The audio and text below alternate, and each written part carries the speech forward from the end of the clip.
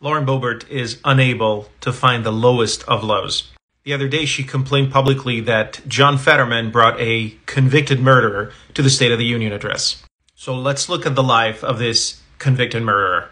These are Dennis and Lee Horton. And Dennis is the person that Fetterman brought to the State of the Union. They spent 28 years in jail for a crime they didn't commit.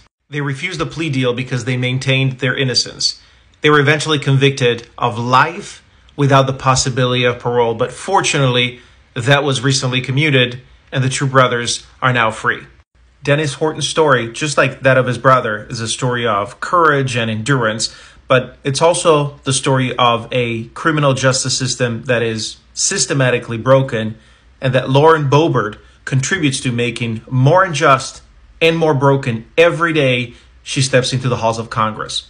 Almost half of the population serving a life sentence in the United States is African American. And in Philadelphia, where the Horton brothers were arrested, 80% of the population serving a sentence of life without the possibility of parole is African American. And many, if not most of these prisoners, have had insufficient representation in court and are left behind, forgotten by a system of injustice that you, Lauren Boebert, contribute to. And now, Lauren Boebert, you say this. This tweet is a disgrace. It's a disgrace to the voters of Colorado, the citizens of the United States, and every lawmaker in our land. This tweet is a disgrace because your work as a legislator is a disgrace. But speaking of commuted sentences, do you know which sentence was not commuted? Yep. That of your husband, when he served time and was arrested for lewd behavior in front of a minor and for domestic violence against you.